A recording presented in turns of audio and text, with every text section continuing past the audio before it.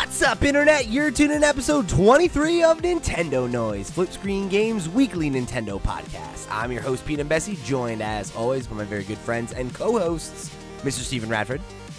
Hello, hello. And the mayor of Haken himself, Mr. Chewy Huerta. Hello. How's it going? The gang's back together, everybody, you know? I know. I'm back. And I've got bones to pick with both of you. What was that all about last week? This American takeover, absolutely outrageous. What I've I learned, couldn't believe what I was hearing. I think what I've learned is that Chewy bears allegiance to no man beyond chaos, right? Like Chewy's Switzerland, basically. No, but he's not, right? Because Switzerland is neutral, and Chewy is like.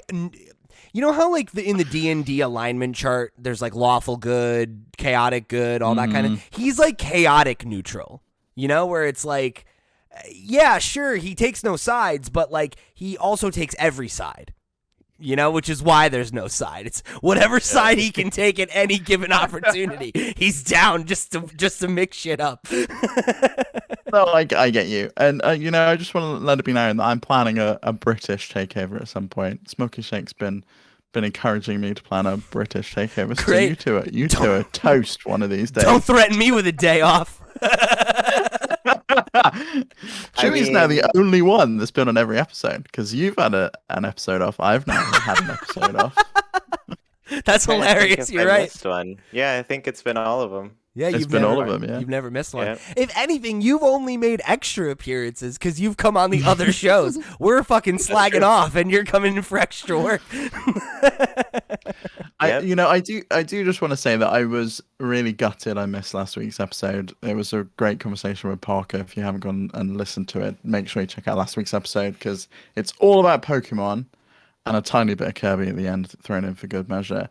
But it was recorded really late my time, so I couldn't make it. But I was glad that we were able to have Parker on the show. On the positive side, this week is also going to be Pokemon and maybe a little bit of another game if we get to it. So, who's to say that this isn't the sequel that we've been waiting for? So yeah, it's no secret that this episode is just coming out at the worst time. As Nintendo often likes to do, their release dates are just timed perfectly to screw this show. So by the time you're listening to this, if you're listening to this on release day, we are a mere day away, a mere 24 hours or less, depending on where you live, away from getting our hands on Pokémon Legends Arceus. But we have to talk about it this week anyway, right? And we haven't been able to play it, but thankfully a bunch of folks have. And there is a bunch of press out about the game already that I am really excited to discuss a little bit with you two. But then after that, we're gonna play a little game. There was an article making the rounds this week from The Gamer that was all about making the argument that it's time Pokemon add a new type. So we're going to talk about that a little bit as a concept, whether or not we agree with the article and its assertion. And then, maybe between some of the comments we got from you folks at home and some of our own thoughts, maybe we'll develop our own Pokemon type while we're at it. So it's going to be a fun episode. I'm really looking forward to jumping into all of this. But before that, let me remind you that this episode of Nintendo Noise is brought to you by our Patreon producers for the month of January. They are Andy Radford, Christian Oliveria, Christopher Valenz, Gabriel Hasselmeyer, a.k.a. Asobi, Smilky Shake, Wakahula, and Zaid Ida. Thank you all so much for your support over on patreon.com/flipscreengames. Y'all are the realest of the real, and we thank you for helping us keep these mics rolling.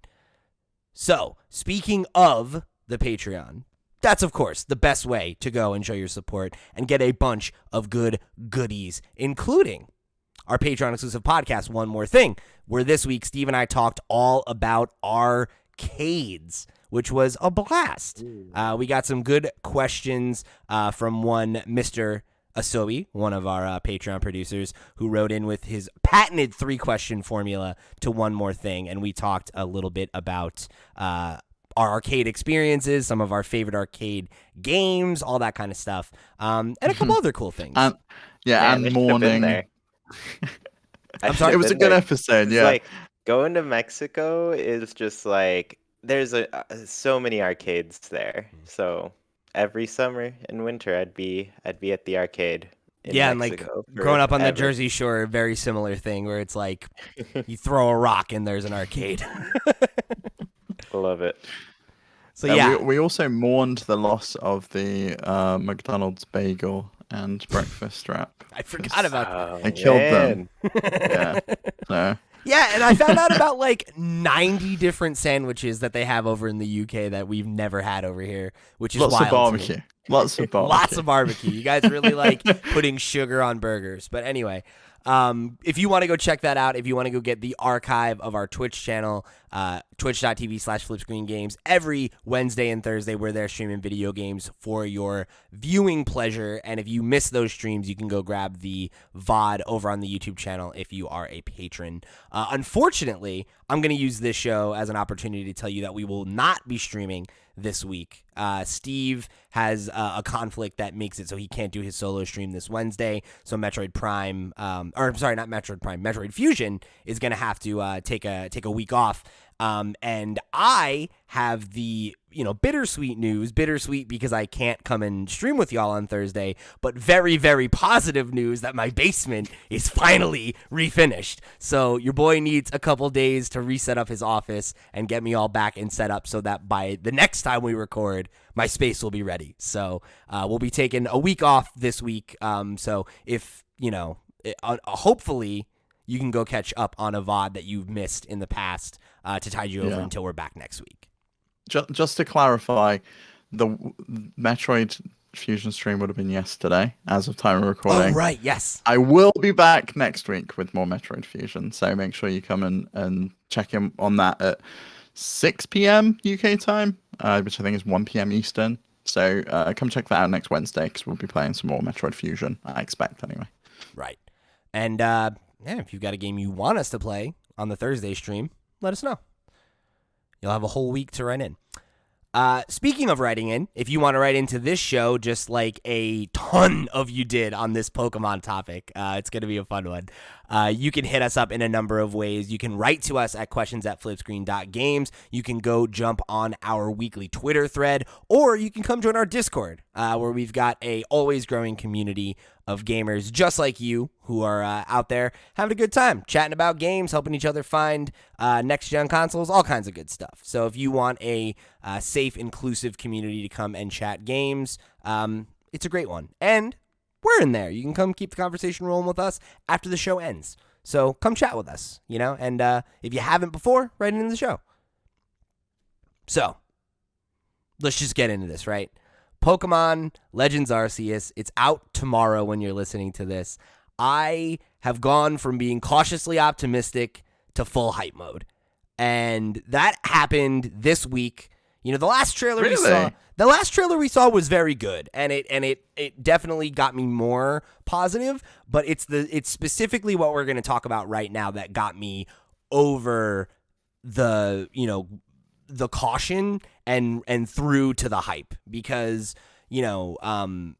as of today, right, 3 days prior to release, we still have pretty much no official reviews or early access opinions or anything like that, right? Yet you can basically, if you want to, watch the entire game online somewhere, because people managed to get hold of copies very, very early, which is extremely annoying. Yeah, there's a lot of retail copies. A lot of stores broke street date. It's kind of insane.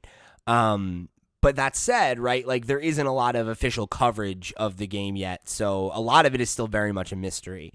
But that said, this week, because of a few Japanese outlets that had official access and have had their coverage translated, and then, again, because of some of those broken street dates, we have some early impressions of the game that are surprisingly good, I think, and really have me feeling positive that we're going to get a game that's going to be exciting, even if it's not perfect, even if it's not exactly the Breath of the Wildization of Pokemon that we've dreamed about. It seems like it's close enough that it's gonna feel like a big deal, and that has me excited. So I have a couple quotes here I want to read, and then I'll let you guys get off the bench and respond. This first one comes from Famitsu, and again, these are all translations of these Japanese publications, so take them with a grain of salt. I unfortunately do not know the names of the original writers because, again, they're like, gaff translations or something like that. So Famitsu said, it's safe to say that this game is completely different from previous titles. The first thing that impressed me when I started playing was the exhilarating feeling of moving around freely in the vast field. It feels great just to be able to fly freely in the sky, but it's especially fun to look for Pokemon that look small below you. And then in that same article, they're talking about that boss battle that we've seen with Cleavor that was in that last trailer. And they said that it was, quote, surprisingly difficult for a Pokemon game, but not so hard that it felt like, like punishing. So that's a good sign, right? That's something that I had commented on when we saw that 13 minutes was actually seeing a player's Pokemon die and lose a battle when they had a level and a type advantage. I was like, oh, that's a good thing. So it's cool to see that seems to be getting reinforced here. And then this other one comes from 4Gamer, which is another Japanese website, that said, the Pokemon that appear in the game seem to change depending on the time in the game. And at night, we saw Drifloon and other Pokemon. One thing that struck me was that Drifloon was very belligerent and attacked as soon as it noticed us. Even if we weren't engaged in a Pokemon battle, they would charge at the main character without mercy. You get the feeling that this was the way things were before Pokemon and humans got along. And then they also said in that same article that it portrayed a Pokemon inhabited world more realistically because you can just throw a ball and start a battle, or that there's like these other ways that you can kind of strategically try to catch Pokemon. Obviously, these are things we've seen before, but getting to hear that those systems, feel as good as they look is something that's really nice to hear. And they're actually working together, right? Which I think was...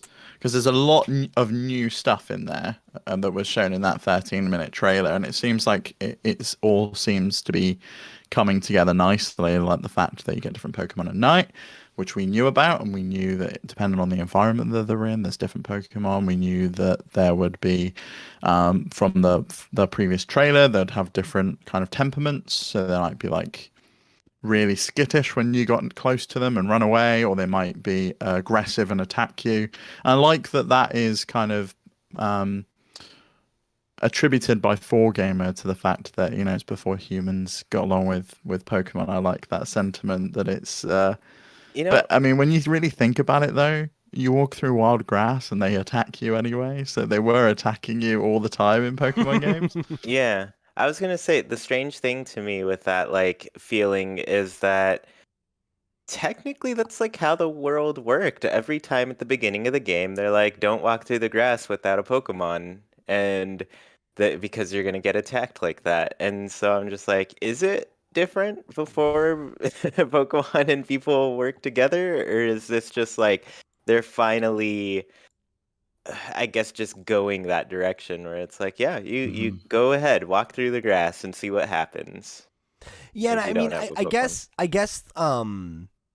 guess it's maybe like something that speaks to the fact that the story contextualizes it in that way, and that comes across, and that it feels authentic in that way. Whether or not that's makes sense in universe, I guess, is another thing. But hopefully that's what they're taking away from it. But the thread that really impressed me the most is one that came from Laura Kate Dale, who is, if you're not familiar, Laura K Buzz on Twitter, if you want to go give her a follow. She's a longtime games journal and commentator. She's on Podquisition, and she's all over the place. So she had a thread up that talked. It's the most in-depth conversation that I've seen about the mechanics of the game and things that haven't really been discussed in trailers. So if you want a totally, mechanic spoiler free conversation here, we have time codes down below and you can just skip past this bit and get to the discussion. But I'm not going to read anything that I think is sensitive enough that you'd feel is a spoiler. So I think you can trust that this won't be something that's going to, blow up your spot. Yeah. And the thing that I specifically want to talk about too is not a spoiler, just more overall feeling about the game. So cool. Yeah. Good. All right, sweet. So yeah, I think we can easily reference this without anybody, and obviously spoilers are different to everybody, but I don't think there's anything here that's gonna spoil the experience for you or feel like you're not going in fresh. Because I've been like actively trying to avoid that stuff. So this is Laura's thread, and like I said, I'm going to be skipping around a little bit. We'll link to the whole thing down below if you want to check it out yourself. But anyway, Laura writes, it's no secret that retail copies of the new Pokemon game are out in the wild after retailers started breaking street date. With no review or even preview articles out 5 days pre-release, I think it's time for my spoiler light preview of my first 40 hours of the retail copy. So how is Pokemon Legends Arceus? It's the most I've enjoyed a new Pokemon game in years, and I say this as somebody with 1K plus hours shiny hunting in every game this generation. As an obsessive level Pokemon fan since the series' inception, I'm in awe of this game. It's not flawless, but it's ambitious. At its core, PLA feels Pokemon made in the Breath of the Wild engine, stripped back to focus on the gotta catch 'em all tagline, with a dose of beginner's first Monster Hunter excursion and hunt structure, and a robust side quest system to build up an evolving hub town. So how does it actually play? Well, the core gameplay loop is pick up quests from a hub town, then head out to a large but contained zone to complete those quests and work towards Pokedex completion through captures and battles. These areas, while contained zones like Monster Hunter, feel larger and grander in scope, designed in ways that take exploration to explore, but open up more quick traversal as traversal options unlock. Excuse me, that was a tough sentence.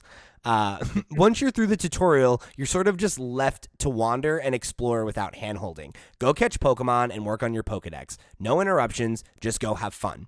Catching takes place in two ways: overworld captures or traditional battles. TLDR, if you sneak up on a Pokemon, get behind it, and throw a Pokeball, you might catch it without a fight. Failing that, if it breaks out, you can initiate a turn-based battle. Which truly devastates me as to why I can't use that Pokemon controller, that Pokeball thing. Seriously, like you can just throw them in the world. Just let me like lob them at these Pokemon and sneak up on them and stuff.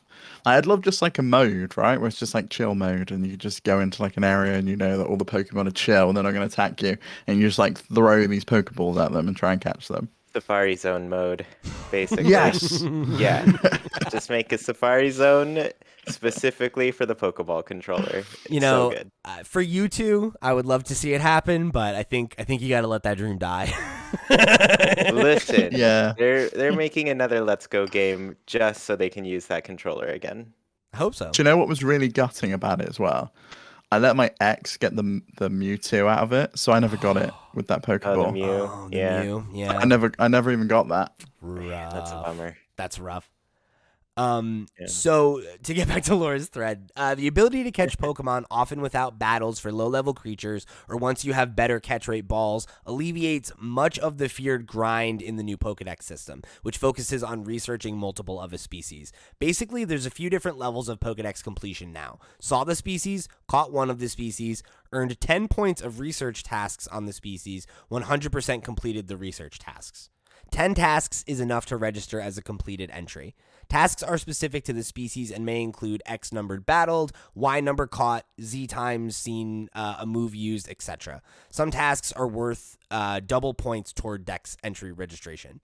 So I really like that. And like we'll pause there for now and we can talk a little bit about that. Because I know we've seen a lot about the whole, you're catching Pokemon and you're filling out the first Dex and you're trying to like have these secondary objectives.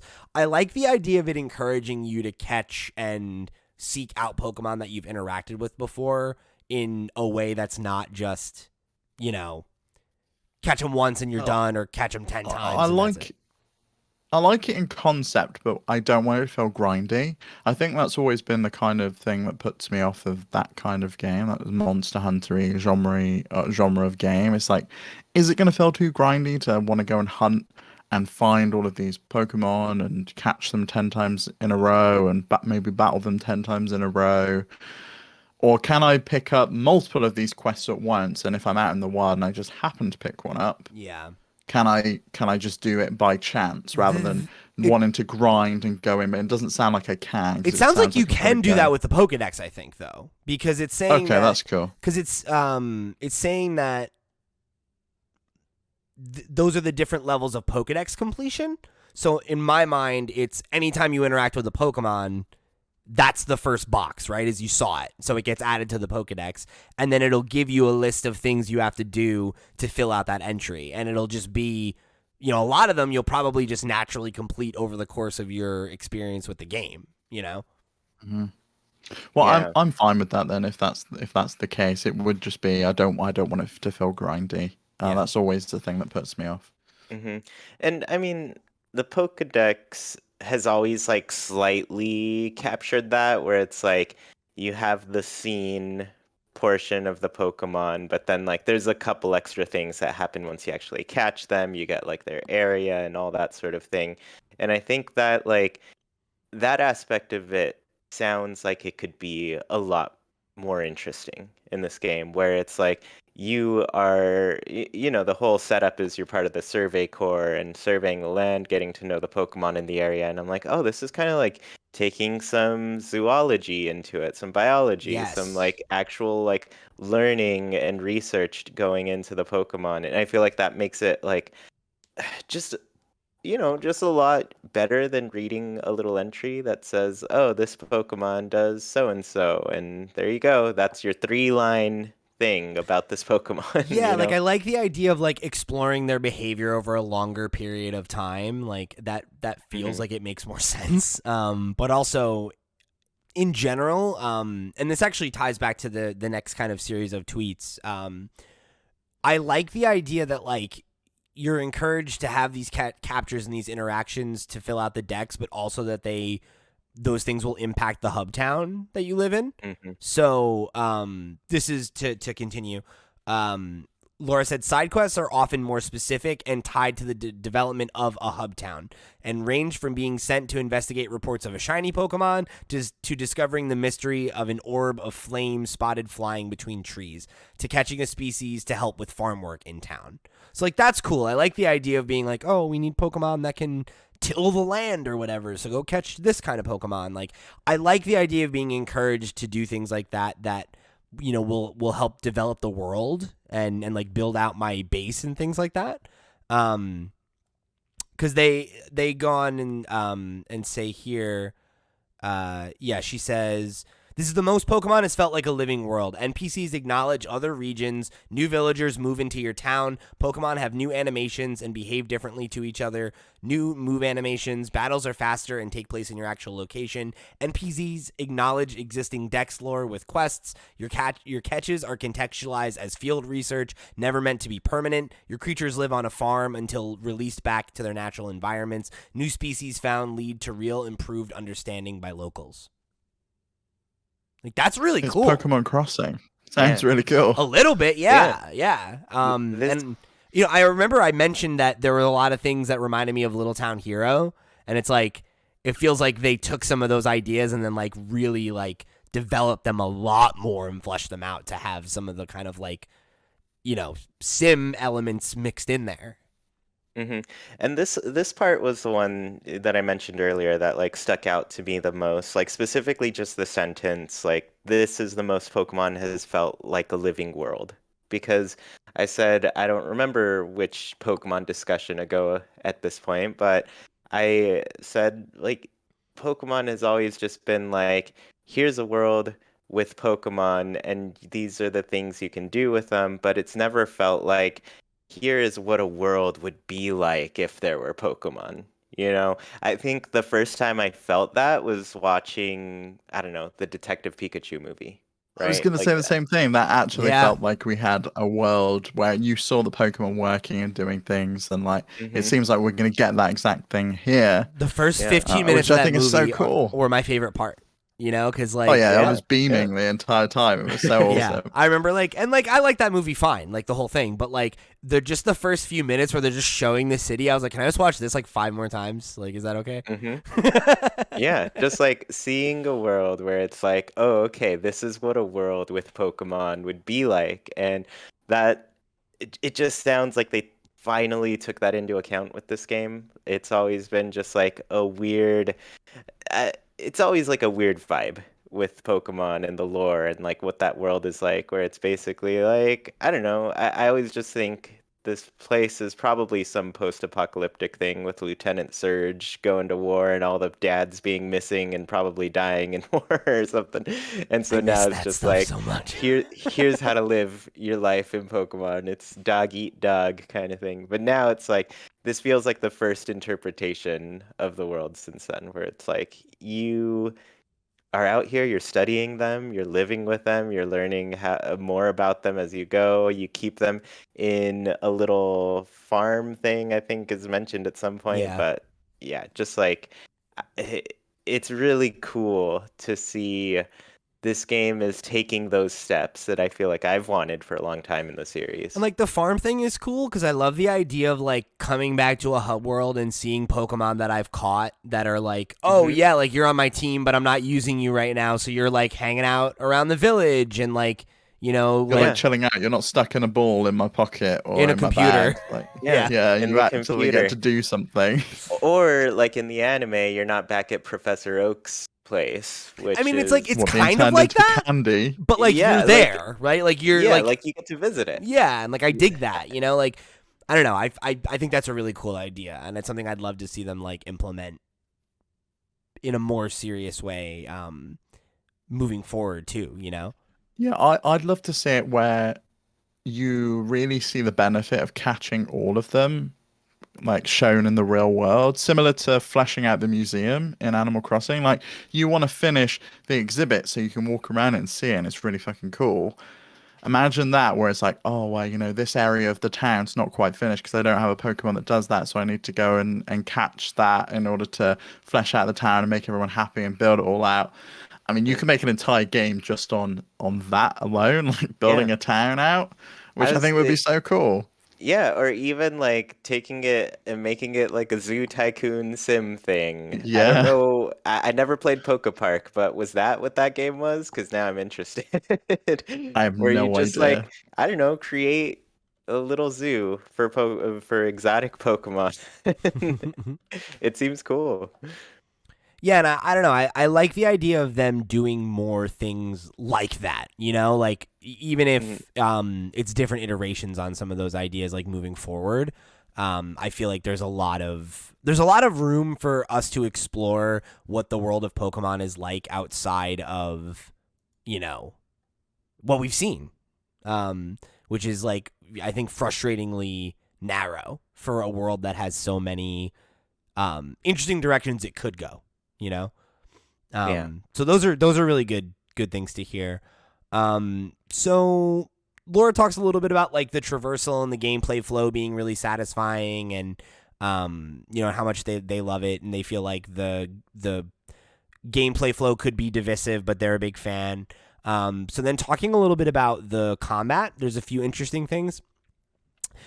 New moves are alerted as a message on screen to teach when you're ready for a break, not as a forced pacing break. Same for evolutions and even catch animations. Throw a ball, start walking away, be on your way to the next catch, and get a notification if the last catch worked. That's really cool. That you could just like, you know, you were talking about like the grindiness of it, Steve. Like if you're just trying to catch a specific Pokemon and you see like 3 of them, you could theoretically just like toss a ball, chase the other 2, toss another ball. Yeah, toss, just you know. like yeet all the like balls all over the map, and just hope and that if you it worked, it worked. Yeah. Yeah, especially like because earlier in the thread she said something about how like you craft pretty much every item you have. So like if you're able, I know, which I saw in the trailer because I wasn't obviously here and I didn't get to talk about it, but that was one of the things that really sold me on the game. Like I loved the fact that you had to find the resources and craft it, and then you use those items in order to lure Pokemon or catch them or do whatever you need to do. I guess there's things in battle you can do with them as well to make it easier because like they were throwing raspberries, I think it was, at the big bosses, the ones that are like real-time battles where you're like chucking things at them in order to stun them so you can then go into the turn-based battle system. I know she talks about the battle system and how it's like divisive. yeah, I'm curious, like what's your opinion on it? I know you haven't played it yet. right. Are you into it? Haven't seen it? I am. You know, I've been into what they've shown since the beginning. And there's nothing I've seen that makes me think that that's not going to be the case. She specifically says the dex and number of moves available is much smaller, but the new agile and strong style moves and turn or order alteration make a huge change to combat depth. I really hope they stick around.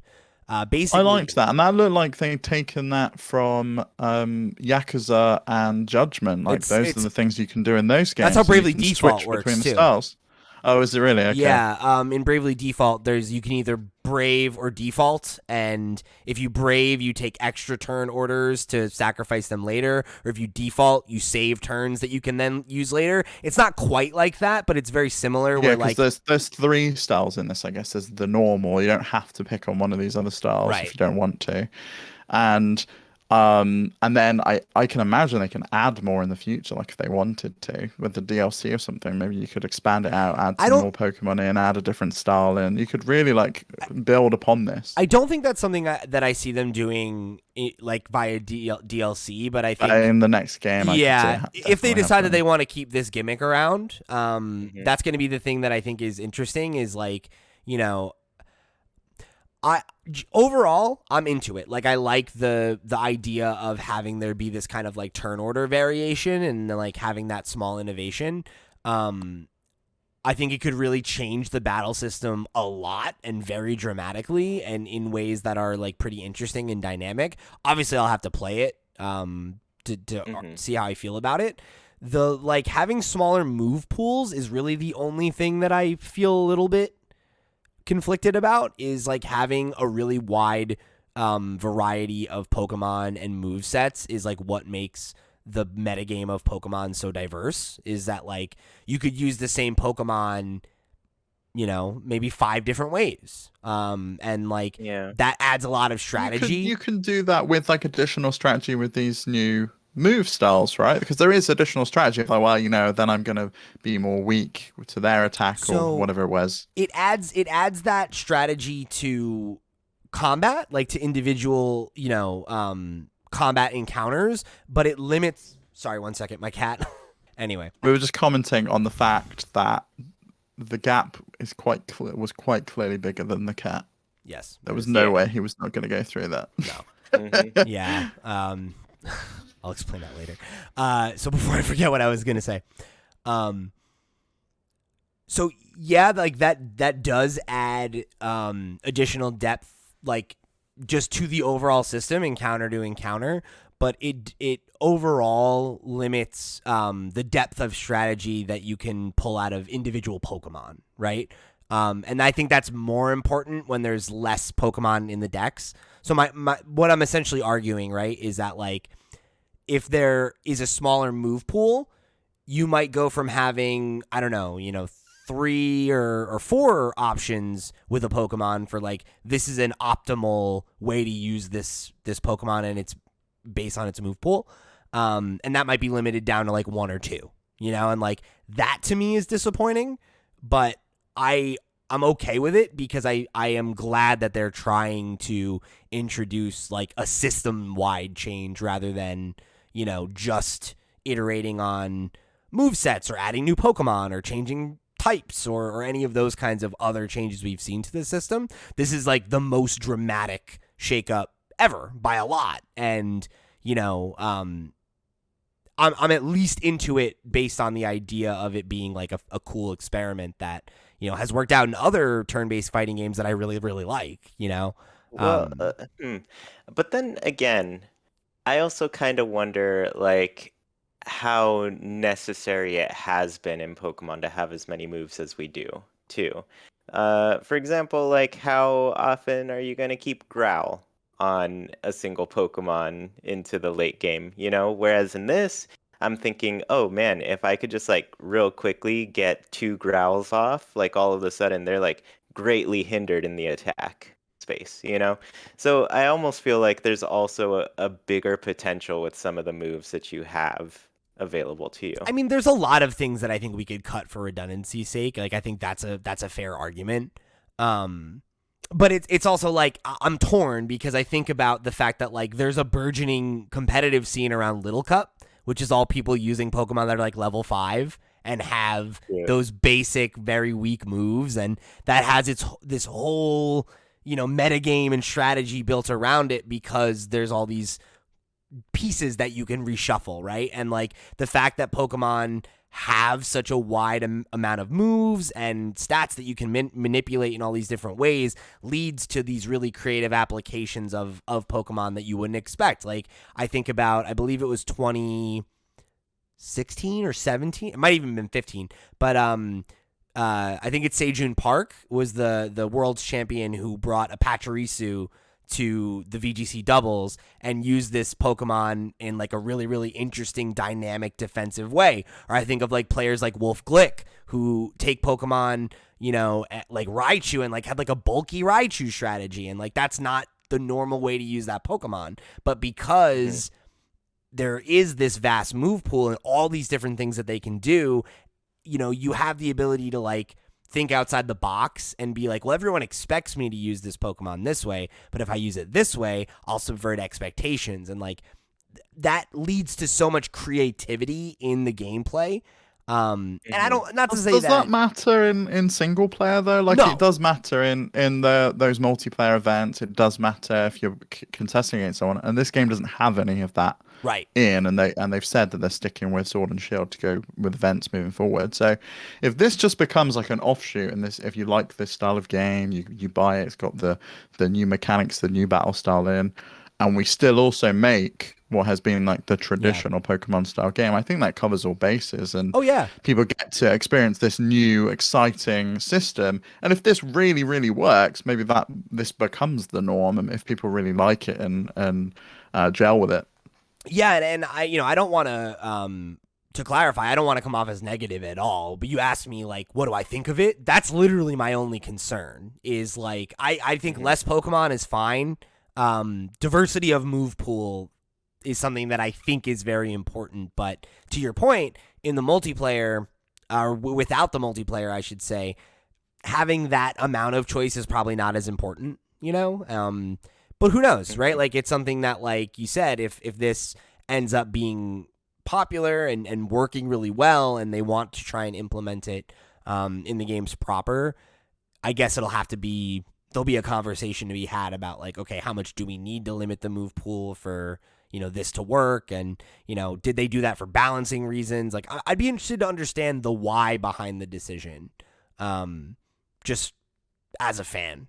But yeah, I think in general, I'm excited to see this substantial of a shakeup to the formula while still having it be, you know, very akin to the traditional turn-based formula. Because I think there's a lot of innovations like that they could try that I would be more interested in than them continuing to just like add gimmicks, you know? Like if this becomes a permanent thing and it dynamically changes the way Pokemon plays forever and it's good, that's awesome. That's an experiment worth making, right? I don't really need another because you called this a gimmick earlier, and I don't necessarily think I would consider this a gimmick. I think a gimmick is something that's just like there for no reason. It's not really adding anything, or like it doesn't fundamentally change the gameplay and improve things in any way. Whereas I do think the like attack styles really, really do fundamentally change it. I say that not like dismissively. It's just like that's kind of been the rhythm of Pokemon every generation for the last couple, is like, well, here's the gimmick this time that changes the battles.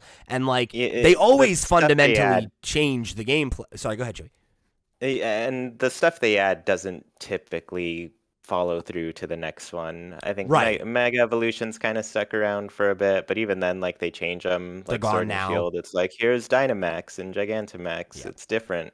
And then we had Z moves. It was such stupid names. Yeah, Z moves, which makes no sense as to why they came out in Sun and Moon when they had X and Y just before. Yeah, doesn't make any sense. Who knows? But yeah, they they've had those things that are like, here's the innovation we're adding this time around, and like, I don't know what the future of this could be. This could be something that gets added to every Pokemon game. It could be something that's just in the Legends series. You know, it could be something that's only in this game. I don't know. But this is the most interesting one we've ever had because it's a fundamental change to the rhythm of gameplay and the turn order system and all that stuff, rather than just like, oh, you have like a super secret power you can pull out once a game, or something like that. And kind of competitively, question real quick, do they do both singles and doubles in the video games, or is it just doubles? So the Nintendo sanctioned events Mhm. are VGC is what that's called, and those are all doubles. Okay. But then Yeah, there's 'cause the Smogon OU community, or OU is like the main meta game. The Smogon community is all 6 Pokemon 1v1. Okay. Yeah, because then, like, you get into that level of it too, where it's like, I personally feel like this is a big shakeup in the singles and how you approach that. Yeah. Because for me, it was always like, okay, you have your deck of cards, you're just kind of switching out to what's going to be most beneficial, trying to read the person, and seeing like this extra layer of just here's a decision I can make with an attack or something. If you switch out, can I punish that by doing a strong attack on the person who's coming in? So I don't know. I feel like there's a whole nother layer there. So Yeah. it'll be fun to explore for sure. Just like how you approach your battles based on these styles and everything. So I'm Yeah. excited about it personally. Like I think it's like a change that has been, I guess maybe not needed because obviously the just competitive aspect of Pokemon has been huge and will continue to be huge, but it's a change that I think at least like in the single player game is needed It to make it somewhat more interesting. it feels like it's like a way to make things fresh again. Like it's like, oh, like this actually feels like a dynamic change rather than just like, all the examples we just gave before feel like the next version of the same idea of like, you have a Mhm. thing you can do once a battle and it's a crazy thing and it does a thing and it's like, okay, like, and we've done that Yeah. like 3 times now. Whereas this is like, oh, this is like, it's a fundamental shift in the way that you think about usage. Because like, even like with the whole like being able to do like the agile style, it's like, oh, well, could I have a fucking like slow defensive Pokemon use agile style and like be able to get 2 moves off in a row just because it worked out that way? Like, like that, it's an interesting thing. And I want to see how much of it is based on like math and stats versus how much of it is random. Because if it's random, I think I like it less. But if it's something that you can like predict and metagame and gamify a little bit, but then there's I think it's also gonna be random. RNG, that's good. Like, because that's how all Pokemon shit is, right? Like, it's all RNG except for when it's not, like at all. Because there's certain Mhm. math that you do where it's like, oh, I know that with this attack, with this amount of IV investment or whatever, I can kill this common defender in 2 moves. Like, you want to be able to have strategies emerge in that way, but If that was the case, like I'd want to see it on screen, like the probability rating, like how in Disco where it shows you like 97% chance of rolling this, and then you you can't roll do it and that, it though. still fails, right? You got to Because that know would it. be so cool to It's see. like chess, Oh, dude. there's a You probability. gotta Well, know how the yeah, pieces move, I know, Yeah, but I found that out kind of today that there takes was 18 Pokemon types, and I don't even fucking know what they are. So I stand zero chance in understanding and learning any of this stuff. But that's the thing is you don't, like you just have to you have to care enough to try a little bit, and it's like the game does tell you what I the don't. type weaknesses are and everything, it's like that's something that you can Hmm. they built in now. It looks like this game is for me, right? I can go in, I can explore, I can catch things, and if I want to, I can be invested and I can go back and I can catch the same thing 10 times. Yeah. I can level up, I can battle more, I can get more powerful, I can do these side quests, which seem to be either take it or leave it kind of things. But I'm looking forward to playing this game, and I Me wasn't too. looking forward to playing Sword and Shield, and I never bothered with it. So I'm quietly optimistic. Well, I guess I'm not quietly. I'm optimistic about this game. Me too. Yeah. I'm really excited. There's a lot of other things here that we could talk about. There's a few Or basically saying the game is great. Basically, Yeah, I mean, is the gist of it, right? and there's some really interesting stuff that's like dynamic changes to the gameplay and the way things have worked in the past that are crazy. In some Mhm. ways that I won't spoil. If you want to go check it out. Again, we'll link down. It's Laura K Buzz on Twitter. Laura K Dale, great follow. And the one thing I do want to say here is I'll leave with these thoughts at the end of her thread. All I'll say is if you're the kind of person who wants Pokemon to feel more grand in scope, faster paced with less pauses in action, creatures you actually have to learn about, and the Pokedex to feel like a proper achievement to complete, this game is amazing. For everyone begging for the Pokemon formula to do something new, you got what you wanted. It won't be to everyone's taste, but it's an incredibly neat video game I can't praise enough as a longtime fan craving something new. If you were worried that the lack of reviews or hands-on previews for Pokemon Legends Arceus was because the game was not good, fear not. It's a really impressive, ambitious title. That's Honestly, all I need feel to like, hear. yeah, that's all I need. But also, like, I also want to tell people, like, don't be worried. It's mostly just like Pokemon stuff just always gets leaked, and they're trying their best to get it in the hands of people that they can trust, but still somehow some retailers are going to just go out and break street dates, and it's out there anyway. It's gonna happen, yeah. They just can't help it. So So I'm incredibly excited to jump into this game this week. I can't wait to talk about it on the show next week. You can also go check me out this week on Directly to You, Parker's show. If you caught him last week, he'll be out, so I'll be filling in. And I'll be on there the next 2 weeks to talk about Pokemon. So there's going to be a lot of places you can hear me talk about Pokemon if you need more of that for some reason. And Sierra's here next week to talk about Pokemon with us. Yes, yes. Sierra will be Yes. here next week. She is going to be on the show for an entire month, actually. Friend of the show, Sierra Plus Ultra, who, if you are a regular viewer of our Twitch channel, you know very well. She will be back on the show for Ring Fit February. We're going to be bringing that back. So we'll be playing Ring Fit every day in the month of February, and hopefully beyond. And we invited Sierra to come through and hang out with us for the month, so you'll get her takes on Pokemon all through February. So that's going to be great. It's going to be a lot of Pokemon coming up. So I hope you're excited about it. So let's jump into our talking point, which is making our own Pokemon type. So I teased this at the jump. There was an article this week from The Gamer that was making some rounds. This comes from Eric Switzer over at The Gamer.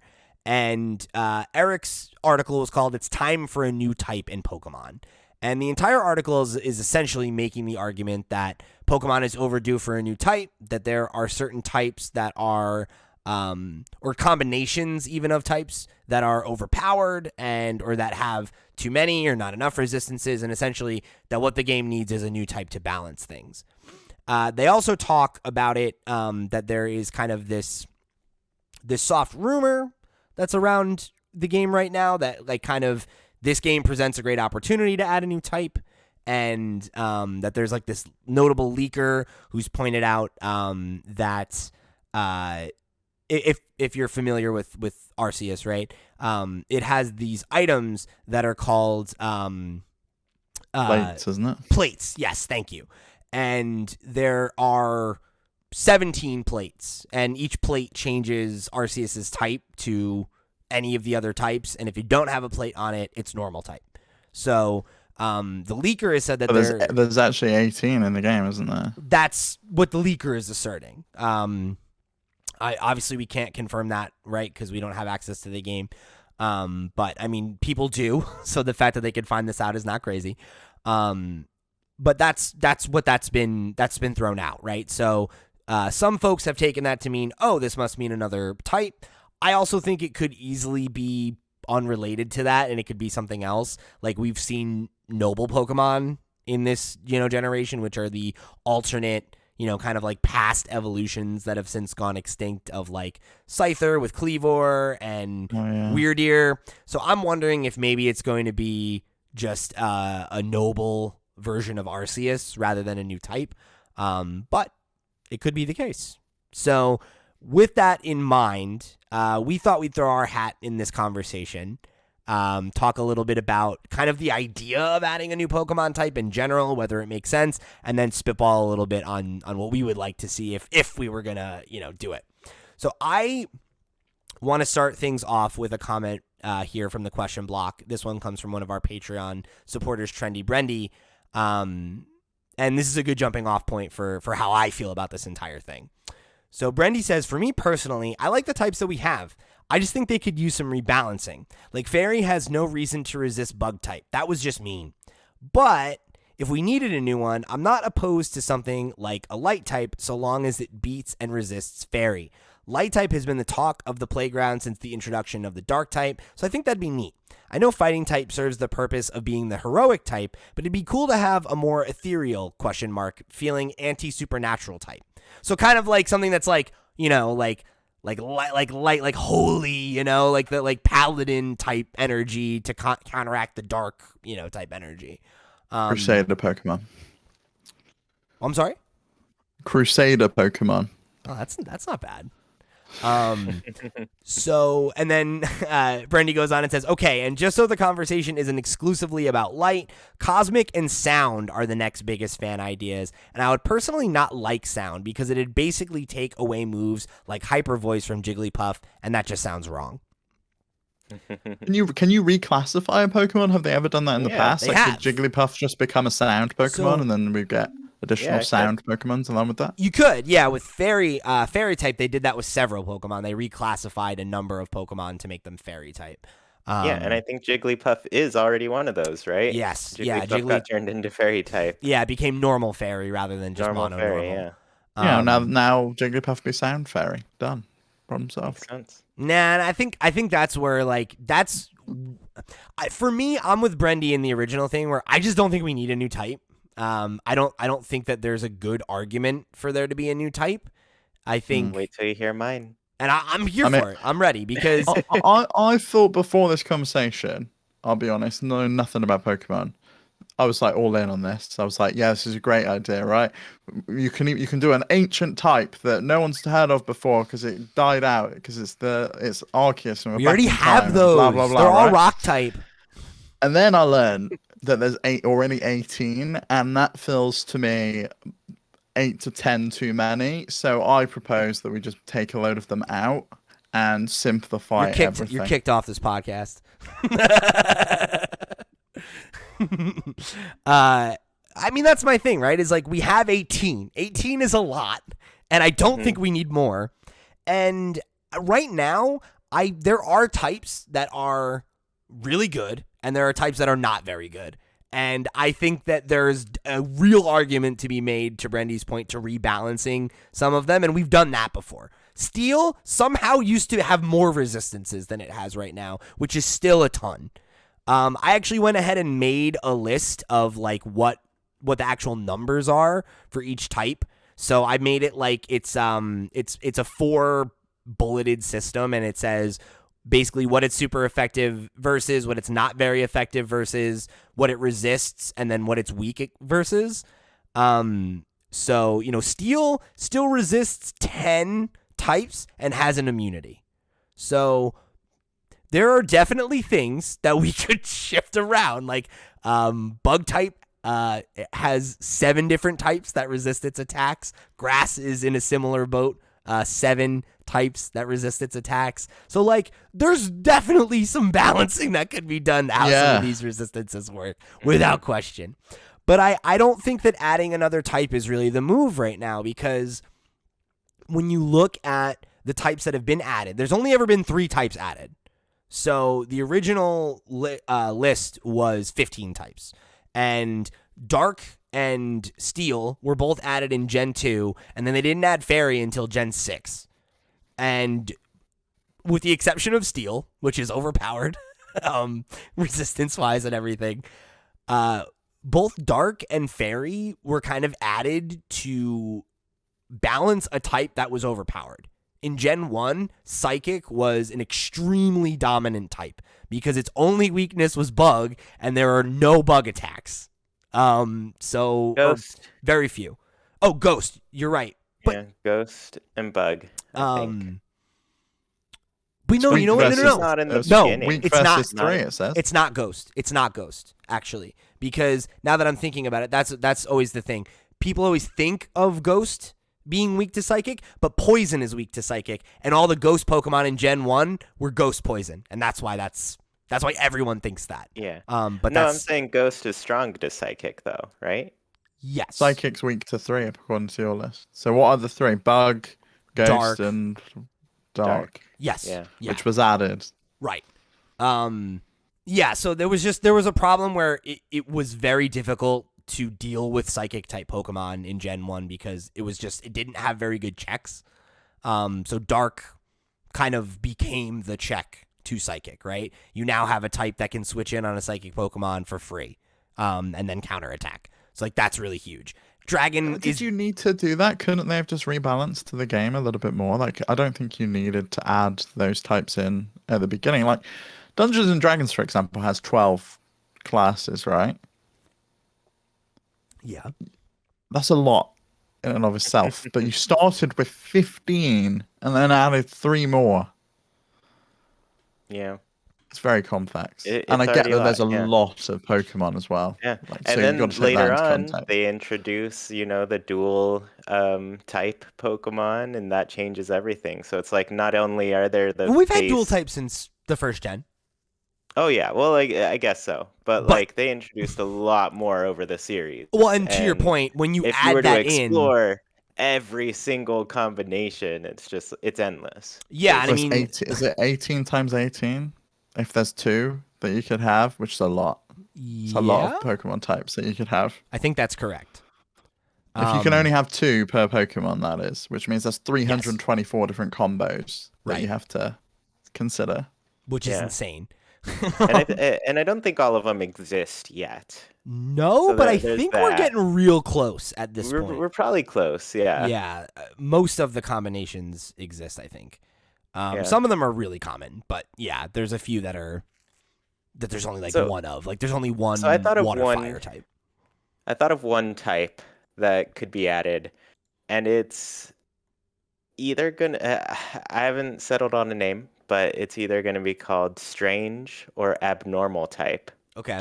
and it's gonna be the opposite of normal, in the sense Oh of my that it God. is super effective against everything, but it's also super affected by everything except fighting. That's hilarious. Fighting It's so doesn't work. funny you say that. Like, Smilky Shake wrote in and said the exact same thing. And really? they said, as stupid as it sounds, we have a normal type. What about weird? Just throwing my awful ideas out there. And yes, Mr. Mime would be retyped to weird. Yeah. I thought that. Yeah, that's funny that you went there. But I want it to like actively be the opposite of normal type, where it's like, Mhm. oh yeah, there's one thing that's super effective to normal type, but then it's not super effective against anything. There was a few other like kind of funny like gimmick type ideas like that. Like Wakahula wrote in and said, "What would be the strengths and weaknesses of a vapor type?"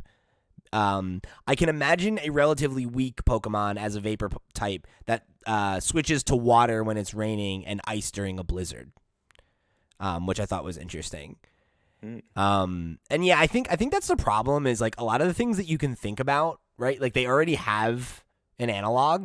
I think the like light type or like angel or something like that that's like inherently like more, like quote unquote like good or like I want to say holy, but I don't mean holy in like a Jesus way. I mean in like a Dungeons and Dragons paladin type way, right? Like That's cleric then, isn't it? heroic, whatever, right? Like that type.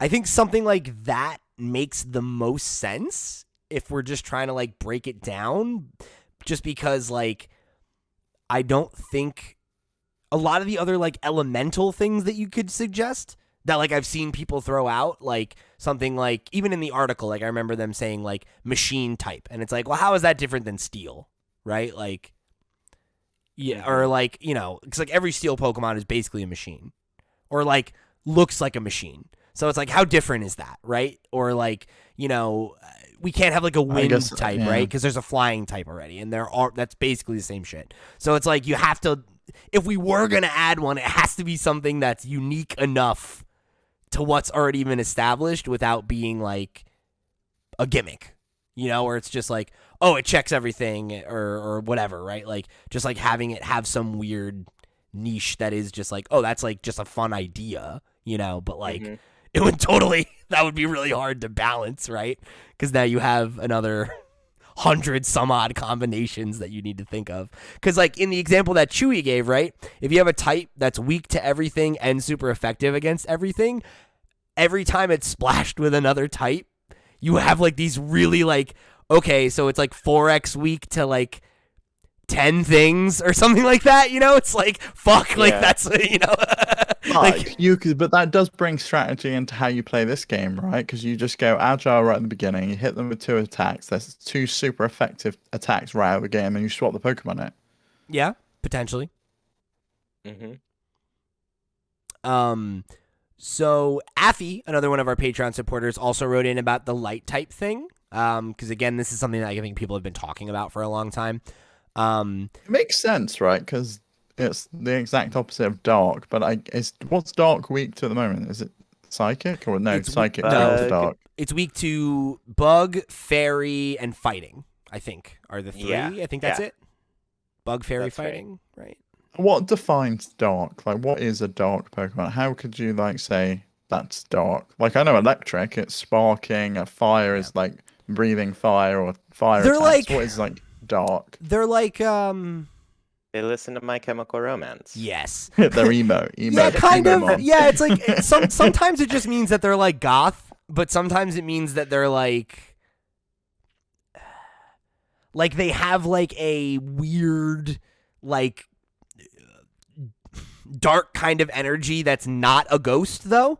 Like I'm thinking of like Umbreon is literally just like it looks like the moon kind of, right? Like it's very connected to nighttime and like a nightshade kind of vibe to it rather than like So it would like being a like werewolf evil, quote unquote. style be. A werewolf would be like a dark Pokemon. Probably, yeah, I would think. Yeah. There's Mightyena, right? That's dark type. Yeah, Poochyena, yeah, Mightyena, and they're he's kind like a of like scary looking wolf dog, you type know. Pokemons, yeah. And there is the one werewolf. What's his name? It's the one from Sword and Shield. God. Dark type. It's Dark Rock, I think. I'm holding up Wolf Link. This is a dark type. There you go. Yeah, the Lycanroc midnight form is dark type, right? I think. Ooh, I don't know. I think that's right. But oh no, maybe it's just mono rock. Huh. So this is the problem, right? Is like there's not an inherent rhyme or reason to like, oh, this type of Pokemon would be this type, right? Because like there's a crocodile Pokemon that is ground type. So, you know, it could. There is also one that's water type, so it doesn't necessarily. Someone needs to go through that whole list. Someone just needs to be responsible for going. That was like old Pokemon. We're now starting again. You know, like what they did with the Marvel stuff. It was like we're doing the MCU now. This is a new era, and we're making a whole new canon. You can't. And you can't do that. Pokemon's no longer ground type, it's water. This Pokemon is now sound type. No, that wouldn't make sense. See, Steve, you're just showing your ignorance. He's a ground crocodile, but he's brown and he's dusty and stuff. He can't be going in the water. Have you seen Street Sharks? There you It's go. Just like that. Street type. Maybe we do street type. What about Sharknado? Have you seen that one? God, that movie. So this was Affy's comment, who wrote in and said, honestly, this has been something I've spent many a year thinking on since the introduction of Fairy type, which split the fandom. I've been wondering what the heck could be next, if anything. Back then, the speculation was rife for a light type, and while I can see how that might work, especially as a counter to dark, there's also reasons. Part of me thinks that there's part of me that thinks, well, how would it work? Sorry. How would it be integrated? I spend too much time thinking about this stuff. And that's the thing, right? Is like, there's so much to think about in terms of where it would fit in and how everything else would be affected by it. That's like, there's a reason we've only added 3 in what, 25 years of Pokemon. Yeah. It would definitely be something that you'd have to really think a lot about. Tyler wrote in about the sound thing as well, and he said, and again, Tyler, one of our Patreon supporters, who said, I always thought the sound type would work well and would breathe life into Pokemon like Chatot or Loudred, maybe make it effective against ghost types. And that's the thing, is there's a lot of Pokemon that do have like sound powers. But again, you come into this thing of like, all right, like how many well-established Pokemon that have sound powers are we gonna retype and rebalance and go through this whole process with, you know? Just Exploud and Jigglypuff. But we've already looked at the list, right, that you made, and we've established that it needs to be rebalanced anyway because Steel's ridiculous. It's ridiculous, too ridiculously strong. Rock is too weak. Rock has 5 weaknesses. It's so rough. I don't think it would be like a terrible decision to look at Pokemon differently and kind of just like rethink the types completely, because we do have like this other version of Pokemon that's also competitive and played by a lot of people, and that's the TCG, where there are 10 different types of cards That is true. that Pokemon can be in. So like even just like reimagining them within those 10 types would be something interesting, because like right now I look at, say, just electric types, right? For the most part, any Pokemon that is solely electric is going to be some sort of sweeper. Like the vast majority of them, it's like you have one that's very fast and it either has like high special attack or high attack. So it's just like really quick hits and that sort of thing, right? And Most so of them anyway, I think like the limit that we run into with like how the types work right now is like they're basically built to fit within this framework of the meta, and we start getting certain types of Pokemon. And I feel like we saw this like really well when Gen 5 came out, where it was all, here's 150 new Pokemon, and then ultimately when if you break it down enough, it's kind of just like reskins of what already existed. You know, like it didn't change the meta too much. They're just really taking a Pokemon and going like, oh yeah, sure, it has different base stats. There's slight differences and everything, but the overall method of how you use that Pokemon kind of stays the same, you know? Yeah, and I think you definitely see that with like like every generation has like a normal flying bird type, right? Like or flying type. Mm-hmm. There are a lot of those, you know, and yeah, we definitely don't need that, and I think we've seen them like pull back on that in recent gens. Like we add less new Pokemon every generation now. There's like what 4, 5 new Pokemon in this game. Like I don't know, maybe a couple more that we haven't seen yet. But yeah, like that's something that yeah, and often the way It's not the full decks, right? The new Pokemon, often the way they take shape too is like, here's an alternate version of this Pokemon. Here's this region-specific one, and you know that's I like the ultimately Diglett just with the blonde hair. It was so make funny. it more viable within what that deck of Pokemon is. You know, it's a smart thing, I think, that they started doing the regional variants rather than like forcing like, okay, here's this generation's, you know, Pikachu clone or whatever, right? Like you can breathe new life into old designs, and I think that's worked out well for them. There's another one that comes from that Doc guy, one of our Patreon producers, who wrote in and said, I offer some kind of space typing.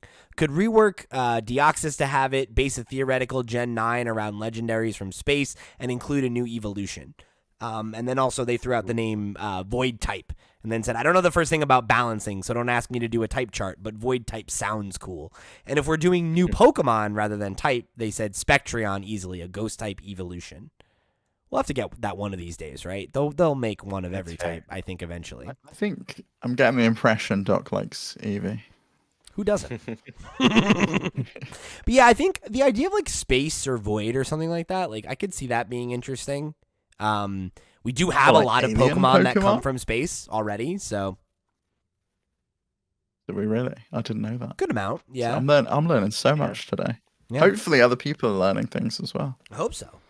Technically, didn't Clefairy land on Earth? That is true. From an asteroid. Yeah, that's what they say.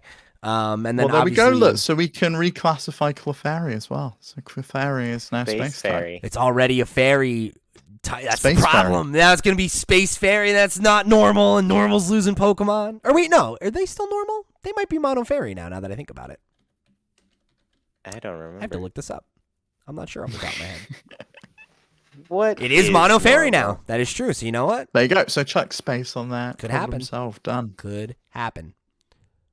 Interesting. I want all of them to have like astronaut helmets and things, though. It's like part of the space like theme. Oh, that's great. And like it'll be like anti-gravity skills and things like that. Like they'd attack you and you'd be like floating in midair and you can't like really do like your attacks are slower because you've got to like move through this like low gravity. Yeah. I thought about something like that, like maybe like some kind of like a magic type or like mystical type or something like that. But it's like, again, it's like that kind of has crossover with psychic and kind of has crossover with fairy, and it's tough. It's like how similar to other things we try to be here, you know? Because like Abra's like a magician, basically. Right, abracadabra, alakazam, and it's like, okay, we're gonna make it psychic magic now. It's like, I don't know about that, you know. Yeah, I don't know about all that. So yeah, I don't know. I think ultimately I don't feel like we need one, but if we are going to add one of the ones we've talked about, I feel like light or something like that makes them. I'd like to commit to one, and let's try and balance it as best we can in these last couple. I think we got to go with Chewy's, right? Because he was the only one of the three of us that actually came with any kind of cohesive idea as to what we wanted. But that's not balanced at all. I want to try to balance one. I want one that fits in, you know? I like space then, or space or void, or whatever we're going to call it. I like that as a concept. Because I can see moves and things, and like it being able to like reclassify existing Pokemon.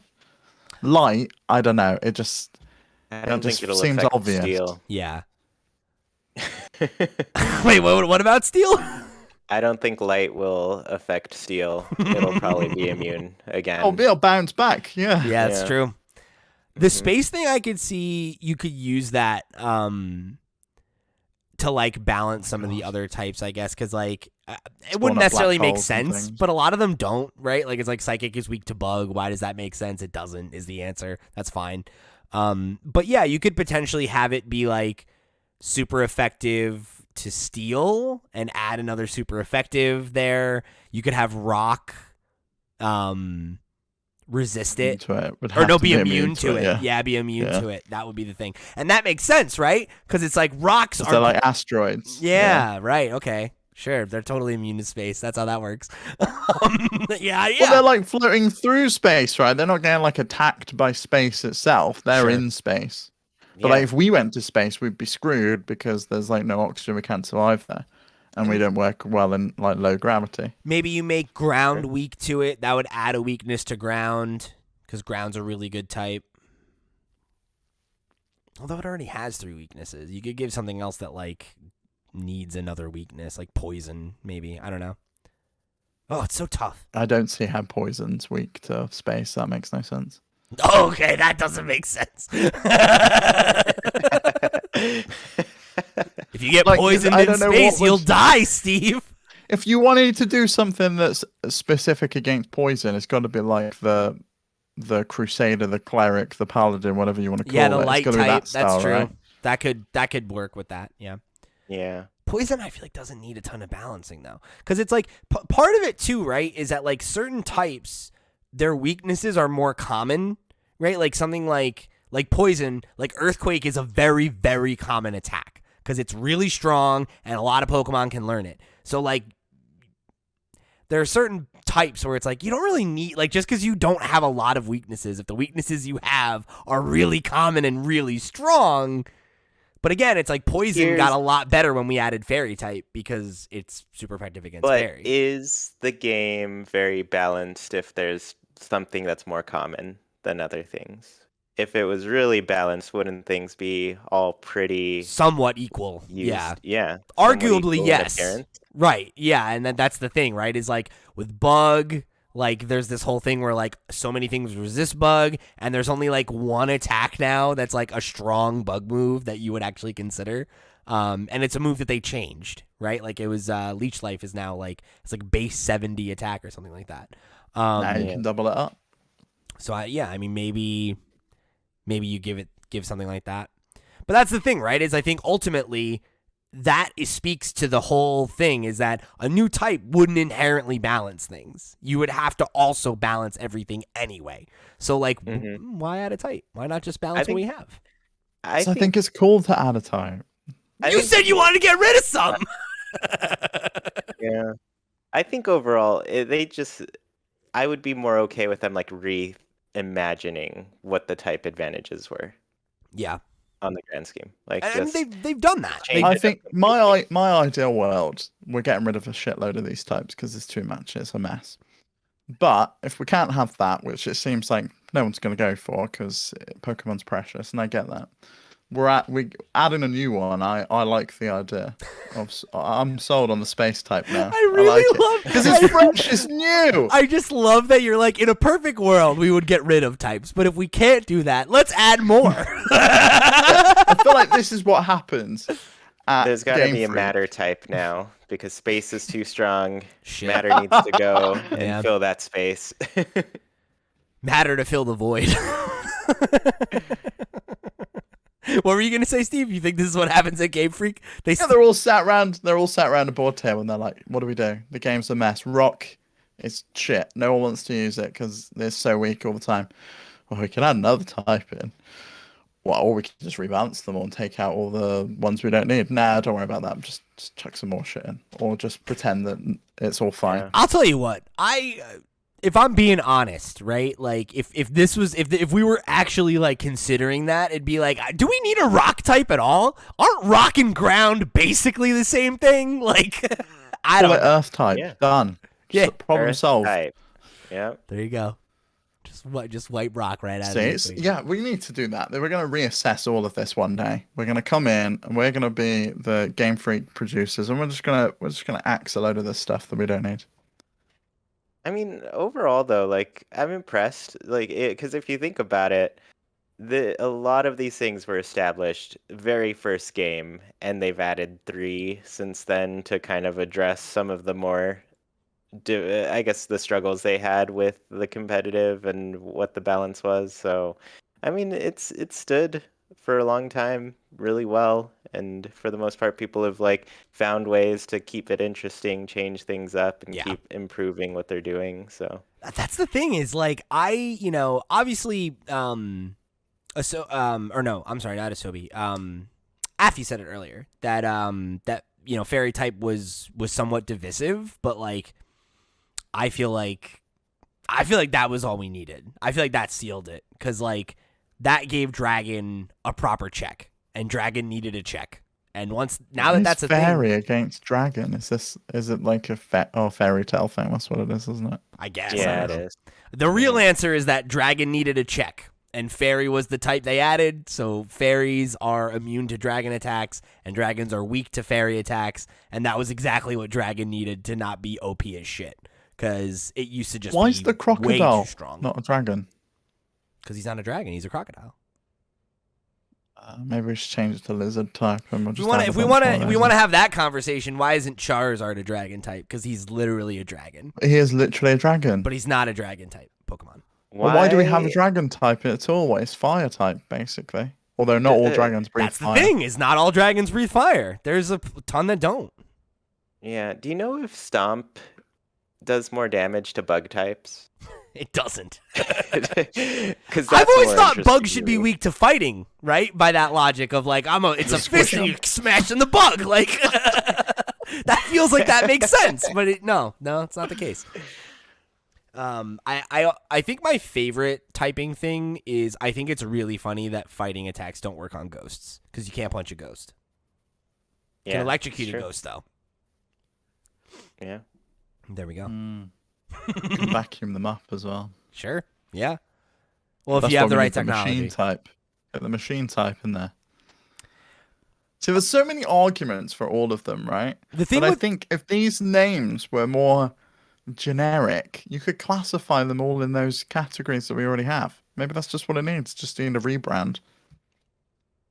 I don't know. I feel like it's I feel like it's good. I feel like we're good. I feel like rock is the only superfluous type. Every other type makes Well, sense to me. Steel's an issue. It's clearly problematic that it's so powerful. It makes sense as a type though, is my point. Right? Like that as a type of Pokemon makes sense to me. That there would be Pokemon that are made of metal. I'm like, okay, great. They all live in this category. Are they naturally made of metal or are they man-made like Porygon? Some Pokemon are man-made, but most of them are naturally occurring. Okay. Steel So there may be Pokemon. meta ones and there may be steel ones in Arceus. Is what I'm getting at. Yeah, they'll be Steel type. Because like Steel type Pokemon are like their bodies are made of metal, but they mostly occur like in places where there are, where there's like an industry or something Metal like deposits. that. Oh, Yeah, okay. yeah, or natural deposits, things like Because that. they're probably used in factories and things because they're big and strong. I get that. Or they're magnetic, aren't they? Yep, like Magnemite, Magneton, the original steel Pokemon before there were steel Pokemon. Yeah. Crazy. So I'm gonna leave this here on this comment from Asobi, one of our Patreon producers, who when we asked the question about this, right, coming up with a new type of Pokemon, people were like, well, are we making a Pokemon itself or like a new type, right? Obviously we meant type. But Asobi replied to one of the Pokemon that we were discussing and said, some ideas for the Pokedex description. This Pokemon was formerly a human researcher who was so interested in Pokemon that one day he just turned into one. Got to keep that mystery as to how it happened, though. That's a surprisingly good Dex entry, because a lot of Dex entries are just bullshit like that, where it's like... No, but this makes so much sense for the Void type. Like, he's a researcher, he was looking into, like, space Pokemon, and then he, like, got sucked through a black hole or something, turned into a Pokemon, and then got spat out the other side, and now he is a Pokemon. That could be a Void type, yeah. It's the thing. I'm not saying there's not there. They could absolutely add another type if they wanted to. We could do it. It could happen. But just I feel like I don't feel like we need it. I feel like we're good. 18's a lot. It's good enough. It is a lot. Enough's enough. That's just Game Freak. And you know what? Like sometimes you can add 2. Just bring it up to 20.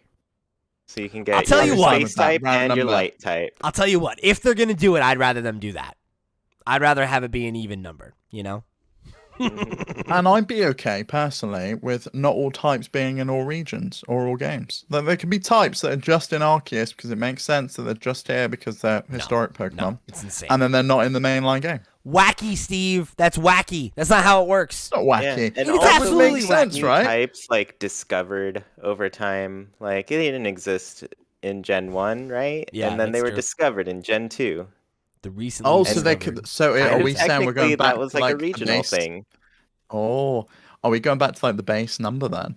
The Are thing- they're actually going? Because how could there be 18 of this if they weren't introduced until later in this franchise? Because they Here's the wouldn't have thing. existed, right? Fun fact: there is an in-universe explanation to that. Oh, is there? Technically, Pokemon takes place. Convenient. Technically, Pokemon takes place in a multiverse, and there are different iterations of the universe, basically. That's kind of like their backdoor way of explaining, like, oh, that's why there's things in this generation. I don't like this explanation at all, but it's working well for my favorite new type, Void, because once again, these Pokemon have come through the Void from another verse into ours. We already have a game where that's a major thing, actually. So we're a little late on that one, but yeah, Sun and Moon did that. I thought it was a good concept, so I mean, I do apologize. It was a pretty good concept. They liked it, I guess. Ultra Beasts. Yeah, well, we'll just rename them Voids. They're Void Ultra Beasts. Beasts and now Voids. Yeah, Void Beasts. Done. Mm-hmm. Good work. With V moves. So I'll ask this before we jump. Of the 18 existing types, which are your favorite? Chewy, why don't you go first? Fire. Because you probably have an actual answer. Fire. Yeah, you're Fire Kid. I like fire. They're just cool. They're hot. They're not cool. They're hot. What about you, Steve? Oh no, I always like Jigglypuff, and I found out Jigglypuff's fairy today, and that really gels with me. I can see myself as a fairy Pokemon, so Okay. I could definitely go for fairy. Very nice. I'm of course a water fan. Water type Pokemon are the best Pokemon. That's a fact. So Well, water is weak to fire because we evaporate you. I don't think that's how that works. I'm not sure that's how that works. Next. Just boils the water Pokemon alive. I've seen a lot of fire in my day. I'm not quite sure that's how the mechanics of that work out, but I guess we'll have to see. So thank you all for joining us here on another episode of Nintendo Noise. I hope you enjoy your launch week of Pokemon Legends Arceus. I hope you come to next week's show with a ton of questions and comments about your experiences with the game so far. Please write in and be a part of the show. Make sure you tune in next week for that conversation and for Sierra's guest appearance. And if you want to hear me talk about Pokemon before then, make sure you go tune into directly to you this week, because I'll be on that show. There we go. Oof. Yeah, so thank you guys again. Remember, check out flipscreen.games if you want to get links to all the places that we are. Head over to the Patreon, show your support, get a little bit of extra Flipscreen in your feed if you are so inclined. If not, come and join the Discord. Come and interact with the show however you choose to do so. We appreciate you. Thank you so much for tuning in, and we'll catch you next week for another episode of Nintendo Noise.